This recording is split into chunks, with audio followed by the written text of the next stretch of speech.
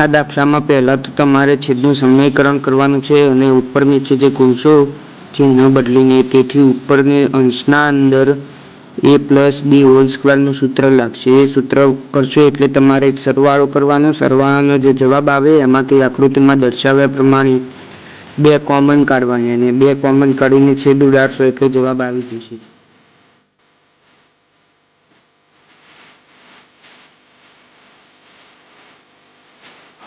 આ દાખલામાં સૌથી પહેલાં તમને જે 3 પદો આપ્યા છે તેમનું સમીકરણ કરવાનું છે. પછી તેમનો સરવાળો કરશો એટલે -1 જવાબ આવી જશે જે માગેલ છે. તેથી એટલે જવાબ આવી ગયો, સાબિત થઈ જાય છે. -1 બરાબર -1 ફોટામાં તમે જોઈ શકો છો.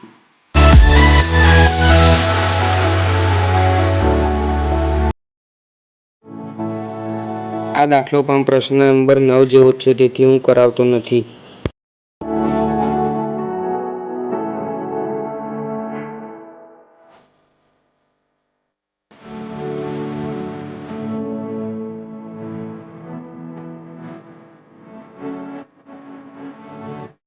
આ દાખલામાં પહેલા તમારે જે રકમમાં જે સંખ્યા આપી છે એનું વર્ગમૂળ કાઢીને જે સંખ્યા અંદર હોય એ સંખ્યાના અંદર 1 ઉમેરીને એના અડધા કરવાના.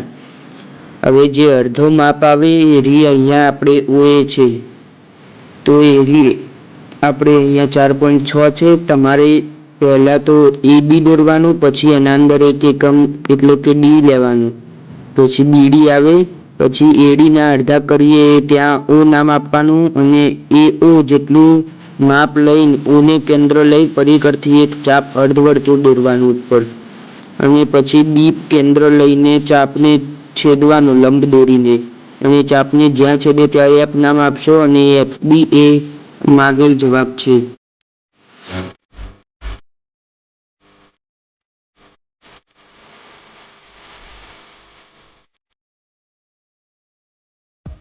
Scheiß für alle, war ja jörda. Ja,